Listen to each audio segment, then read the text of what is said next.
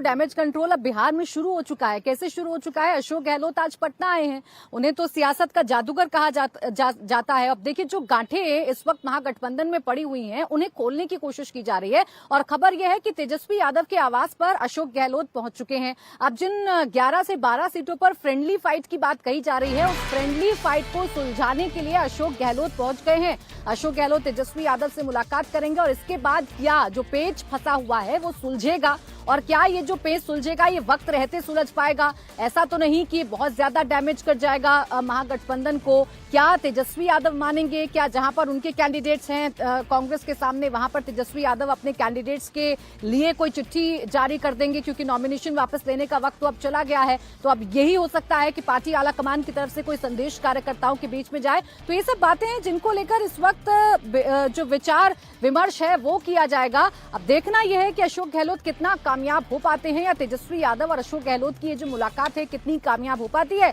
विजय लक्ष्मी मेरी सहयोगी इस वक्त जुड़ गई है ज्यादा जानकारी के साथ। विजय, बताइए ये कोशिश कितनी कामयाब हो पाएगी अशोक गहलोत की?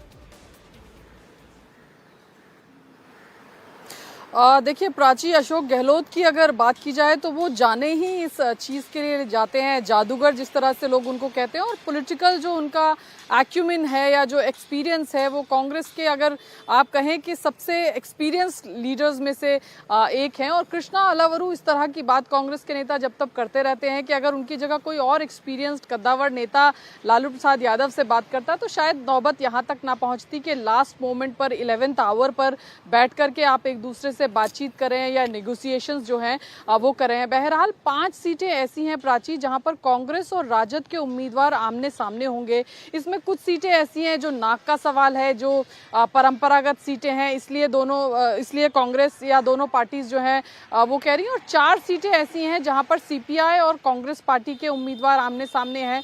कुछ सीटें ऐसी हैं जहां पर वीआईपी और राजद के उम्मीदवार आमने सामने हैं। पिछली बार महज 11,000 के अंतर से महागठबंधन सरकार बनाने में चूक गया था। 0.23% का गैप था। इसलिए महागठबंधन के नेता जानते हैं कि हर एक सीट की अहमियत कितनी ज्यादा है। इसलिए सीटें देखने में भले ही कम लग रही हो, देखने में भले ही ये दर्जन भर सीटें लग रही हो या 11 सीटें लग रही हो, लेकिन जब मुकाबला नेक टू नेक हो तो एक एक सीट जो है वो महत्वपूर्ण है। ऐसे में अब कोशिश यही रहेगी कि फ्रेंडली फाइट वाली जो सीटें हैं वहां पर ज्यादातर कोशिश की जाए कि एक ही महागठबंधन का उम्मीदवार हो, और अगर फ्रेंडली फाइट हो भी तो ऐसी सीटों पर हो जहां पर उसका फायदा महागठबंधन के ही उम्मीदवार को हो। मसलन कोई ऐसी सीट जहां पर राजद और कांग्रेस के उम्मीदवार एनडीए का वोट मिलकर के काट दे, जिससे राजद या कांग्रेस के किसी एक उम्मीदवार को फायदा हो, या वही हाल लेफ्ट या कांग्रेस के उम्मीदवार का हो। तो जहां पर फ्रेंडली फाइटें अलाउ की जाए, कोशिश ये होगी कि वो ऐसी सीटें हो जिससे महागठबंधन को अंत में फायदा हो, वोट बंटवारे का फायदा जो है महागठबंधन के उम्मीदवार फायदे का सौदा करने की कोशिश विजय लक्ष्मी की जाएगी। लेकिन ये कोशिश कितना कामयाब होगी अब देखना यही दिलचस्प है, क्योंकि ये कोशिश करते करते तो चुनावों के बीचों बीच आ गए हैं।